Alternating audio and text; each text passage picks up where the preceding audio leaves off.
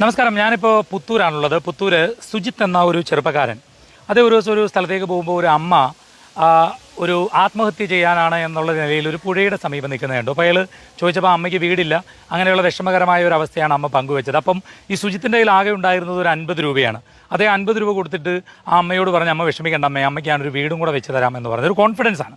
50 രൂപ മാത്രം കയ്യിലുള്ള ഒരാൾ വീട് വെച്ച് കൊടുക്കാമെന്ന് പറയുകയും ആ അമ്മയ്ക്ക് വീട് വെച്ച് കൊടുക്കുകയും ചെയ്തു. ആ വീടിൻ്റെ ഗൃഹപ്രവേശ ചടങ്ങിൽ ഞാനും പങ്കെടുക്കണമെന്ന് സുജിത്ത് പറഞ്ഞു. അതനുസരിച്ച് ഞാൻ പുത്തൂരെത്തി. ഇപ്പോൾ ഗൃഹപ്രവേശ ചടങ്ങൊക്കെ കഴിഞ്ഞ് പുറത്തിറങ്ങിയാണ് ഞാൻ നിങ്ങളോട് സംസാരിക്കുന്നത്. സുജിത്തിന് ഇതുവരെ വീടില്ല എന്നുള്ളതാണ് വളരെ കൗതുകകരമായൊരു വസ്തുത. ഞാനിപ്പോൾ പറയാമെന്നത് എങ്ങനെയാണ് സോഷ്യൽ മീഡിയയെ പോസിറ്റീവായിട്ട് ഉപയോഗിക്കുക എന്നുള്ളത് സുജിത്ത് നമുക്ക് കാണിച്ചു തരികയാണ്. സോഷ്യൽ മീഡിയയുടെ ഭൂരിഭാഗം ആളുകളും ഇതിനെ പോസിറ്റീവായിട്ട് തന്നെയാണ് ഉപയോഗിക്കുന്നത്. എന്നാൽ വളരെ ചെറിയൊരു ശതമാനം ഇതിനെ നെഗറ്റീവായിട്ട് ഉപയോഗിക്കുന്നുണ്ട് എന്നുകൂടി പറയാനാണ് നിങ്ങളുടെ മുമ്പിലേക്ക് ഞാൻ ഈ വീഡിയോ പോസ്റ്റ് ചെയ്യുന്നത്. ഞാനിത് പറയുമ്പോൾ ഇതുമായിട്ട് ബന്ധപ്പെട്ട സ്ക്രീൻഷോട്ടുകൾ ദയവായി നിങ്ങൾ ഇതിൻ്റെ താഴെ ഇടരുത്. കാരണം ചില ആളുകൾ റീച്ച് കിട്ടാൻ വേണ്ടി ചെയ്യുന്ന കാര്യത്തെ നമ്മൾ കൂടുതൽ പ്രോത്സാഹിപ്പിക്കരുത് എന്നുള്ളത് കൊണ്ടാണ്. നിങ്ങൾക്കറിയാലോ, ഞാൻ എനിക്കെതിരെയുള്ള ട്രോളുകൾ, എനിക്കെതിരെയുള്ള പോസ്റ്റുകളൊക്കെ വളരെ രസകരമായി ഡീൽ ചെയ്യുന്ന ഒരാളാണ്. കാരണം എനിക്കെതിരെ പണ്ട് നരബലി ഉണ്ടായ സമയത്ത് വന്ന ട്രോളുകളൊക്കെ തന്നെയും ഞാൻ എൻ്റെ പേജിൽ പോസ്റ്റ് ചെയ്തിട്ടുള്ള ഒരാളാണ്. കാരണം നമ്മളൊരു കാര്യം പറയുമ്പോൾ ഓരോ ആളുകൾ അവരവരുടെ നിലപാടുകൾ പറയും. ഇപ്പോൾ എനിക്കെതിരെ അടുത്ത സമയത്ത് വന്നിട്ടുള്ള പോസ്റ്റുകളൊക്കെ ഞാൻ വായിക്കുകയും കമൻറ്റുകൾ വായിക്കുകയൊക്കെ ചെയ്തിട്ടുള്ളതാണ്. കാരണം അവരെല്ലാം പറയുന്നൊരു കാര്യം, നിങ്ങൾക്ക് ജ്യോതിഷ വിശ്വാസം ഇല്ലെങ്കിൽ പിന്നെ എന്തിന് നിങ്ങൾ ജ്യോതിഷനാകുന്നു എന്നാണ്. ഞാൻ ജ്യോതിഷ വിശ്വാസമില്ല, ജ്യോതിഷം തട്ടിപ്പാണെന്ന് പറഞ്ഞത് എവിടെയാണെന്ന് ചോദിച്ചാൽ പിന്നെ മറുപടിയില്ല, ഒന്നും പറയില്ല.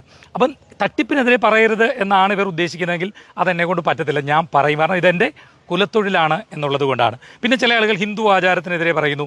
ഹിന്ദു ആചാരമാണോ കൂടുപാത്രം, ഹിന്ദു ആചാരമാണോ നരബലി, അതിനെതിരെ പറയുന്നതാണെങ്കിൽ ഞാൻ പറയും. കാരണം എനിക്കത് പറയാതിരിക്കാൻ പറ്റില്ല.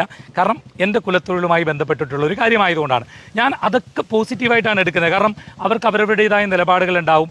ഞാൻ പറയുന്നതിന് അവർക്ക് വിമർശനങ്ങൾ ഉണ്ടാവും. അതവർ തീർച്ചയായിട്ടും ഉന്നയിക്കണം. ഞാനത് വളരെ സ്വാഗതം ചെയ്യുന്ന ആളാണ്. ഞാൻ പറയില്ല, എൻ്റെ ഫേസ്ബുക്കിൽ തന്നെ ഞാൻ പോസ്റ്റ് ചെയ്യുന്ന ആളാണ്. കാരണം ഇത് നമുക്കിങ്ങനെ കേൾക്കും എന്നുള്ളത് അറിഞ്ഞുകൊണ്ടാണല്ലോ നമ്മൾ ഇത്തരം നിലപാടുകൾ പറയുന്നതും സോഷ്യൽ മീഡിയയിൽ പബ്ലിക് പ്ലാറ്റ്ഫോമിൽ പോസ്റ്റ് ചെയ്യുന്നു. പക്ഷേ എനിക്ക് വളരെ വേദന തോന്നിയ ഒരു പോസ്റ്റിനെ പറ്റി പറയാനാണ് ഞാനിപ്പോൾ ഈ വീഡിയോയിൽ നിങ്ങളുടെ മുമ്പിൽ വരുന്നത്. നമുക്കറിയാം, നമ്മളൊരു മലയാളികൾ ഒന്നിലധികം ആളുകൾ എവിടെ കൂടിയാലും ഇന്ന് നമ്മൾ സംസാരിക്കുന്നത് അർജുനെ പറ്റിയാണ്. നമ്മുടെ പ്രിയ സഹോദരൻ മടങ്ങി വരുമോ ഇല്ലയോ എന്ന് നമുക്കറിയില്ലെങ്കിലും നമ്മളെല്ലാം മടങ്ങി വരും എന്നാണ് പറയുന്നത്. നിങ്ങൾ ശ്രദ്ധിച്ചിട്ടുണ്ടോ, ഒരു മലയാളി പോലും അർജുൻ മടങ്ങി വരില്ല എന്ന് പറയുന്നില്ല. ഞാനടക്കം, നിങ്ങളടക്കം നമ്മളെല്ലാവരും അർജുൻ്റെ മടങ്ങി വരവിന് വേണ്ടിയാണ് നമ്മൾ വളരെ ആകാംക്ഷയോടെ സ്നേഹത്തോടെ നമ്മൾ കാത്തിരിക്കുന്നത്. അപ്പോൾ നമ്മളെല്ലാം ഇങ്ങനെ പോസിറ്റീവായിട്ട് പറയുമ്പോൾ ഞാനും പോസ്റ്റ് ചെയ്തിരുന്നു, അർജുൻ്റെ തിരിച്ചു വരവിനായി നമുക്കെല്ലാം പ്രാർത്ഥിക്കാം. വിശ്വാസികളാണെങ്കിൽ, ഏത് മതവിശ്വാസികളോ ഏത് ദൈവവിശ്വാസികളോ ആയിക്കോട്ടെ, നിങ്ങൾ പ്രാർത്ഥിക്കണം. ഇനി വിശ്വാസമില്ലാത്ത ആളുകളാണെങ്കിൽ നിങ്ങൾ ചെയ്യേണ്ടത് ആഗ്രഹിക്കുക എന്നുള്ളതാണ്. അപ്പോൾ എല്ലാ മലയാളികളും ഒന്നടങ്കം ആ അർജുന് വേണ്ടി കാത്തിരിക്കുമ്പോൾ എൻ്റെ ഫോട്ടോ വെച്ചിട്ട് ഒരു ഫേക്ക് ID ഒരു പോസ്റ്റ് ഇട്ടു. എന്താ അറിയോ, ലോറി കണ്ടെത്താൻ സഹായിച്ച കബഡി ജോത്സ്യൻ പത്തനാപുരത്തിന് കേരള ജനത നന്ദി അറിയിക്കുന്നു.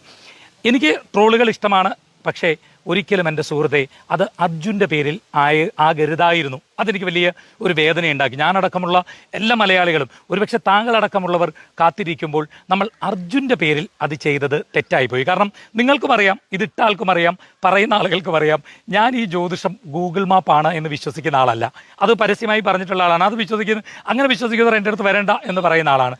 ജ്യോതിഷം പ്രവചനമല്ല എന്ന് പറയുന്ന ആളാണ് ഞാൻ. പ്രവചനമാണെന്ന് വിശ്വസിക്കുന്ന ആളുകളും എൻ്റെ അടുത്ത് വരണ്ട എന്ന് പറയുന്ന ആളാണ്. അപ്പം ഞാൻ അർജുൻ്റെ ലോറി കണ്ടെത്താൻ സഹായിച്ചു എന്ന് പറഞ്ഞ് താങ്കളൊരു ട്രോൾ ഇടുമ്പോൾ, താങ്കൾ അതിന് താഴെ പലരും ചിലപ്പോൾ കമൻറ്റുകൾ ഇടുമായിരിക്കാം, പക്ഷെ താങ്കൾ ട്രോളുന്നത് ആ പാവം അർജുനെ കൂടാണ്.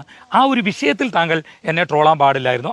ഈ ഫേക്ക് ID ന്ന് പലപ്പോഴും ഒത്തിരി കമൻറ്റുകൾ, ഞാൻ വേണമെങ്കിൽ എൻ്റെ ഫേസ്ബുക്ക് പേജ് താഴെ പോലും അദ്ദേഹം എൻ്റെ സ്കൂട്ടർ കാണാതെ പോയി, ഞാൻ പോലീസിൽ പരാതി കൊടുത്തു എന്നൊക്കെ പറഞ്ഞിട്ട് ട്രോള് ഇടുന്നുണ്ട്. ഞാൻ അതിൻ്റെ താഴെ വളരെ നിങ്ങളിതെങ്ങനെ കണ്ടുപിടിച്ച് മനുഷ്യ എന്നൊക്കെ ചോദിച്ചിട്ട് മറുപടി കൊടുക്കാറുണ്ട്. പല പോസ്റ്റിലും മറ്റുള്ളവരുടെ പോസ്റ്റിലും ഒക്കെ ഇട്ടത് ഞാൻ കണ്ടിട്ടുണ്ട്. ഞാൻ വളരെ രസകരമായിട്ടാണ് അതിനെല്ലാം മറുപടി കൊടുക്കുന്നത്. എന്നെ ഒരിക്കലും അത് ഹർട്ട് ചെയ്തിട്ടില്ല. ചെയ്യുമെങ്കിൽ പിന്നെ ഞാൻ മറുപടി കൊടുക്കത്തില്ല. അതായത് ഞാൻ എൻ്റെ പേജിൽ പോലും ബ്ലോക്ക് ചെയ്തിട്ടില്ല. പക്ഷേ ഇത് ഞാൻ എല്ലാ കമൻറ്റുകൾക്കും അങ്ങനെ മറുപടി കൊടുക്കുന്ന ആളാണ്. പക്ഷേ ഇത് അർജുൻ്റെ പേരിൽ പറഞ്ഞത് എനിക്കൊരു വിഷമം ഉണ്ടാക്കി. എന്താ അറിയാമോ, ഇതൊരു ഫേക്ക് ID ആണ്. പക്ഷേ ഇതിൻ്റെ പിന്നിൽ ഒരു മനുഷ്യനുണ്ട്, ഒരു മലയാളിയുണ്ട്.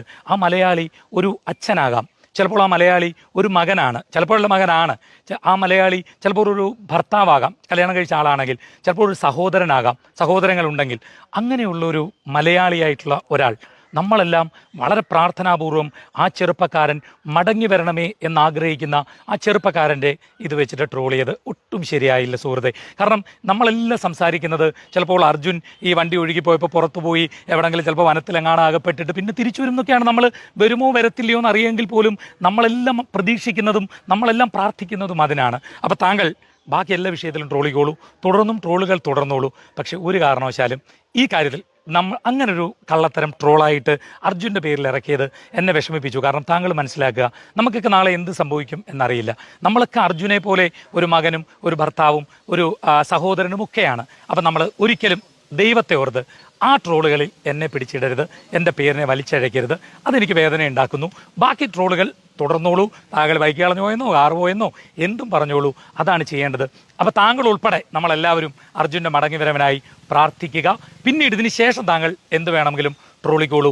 സോഷ്യൽ മീഡിയയെ നല്ലതിന് ഉപയോഗിക്കുക. ഇപ്പോൾ ഈ അമ്മണിയമ്മ എന്ന് പറഞ്ഞൊരു പാവ അമ്മയ്ക്ക് വേണ്ടി സോഷ്യൽ മീഡിയയെ നല്ലതുപോലെ ഉപയോഗിച്ചുകൊണ്ട് സ്വന്തം വീടില്ലാതിരുന്നൊരു സുജിത്ത് എന്ന് പറഞ്ഞൊരു ചെറുപ്പക്കാരൻ വീട് വെച്ച് നൽകി.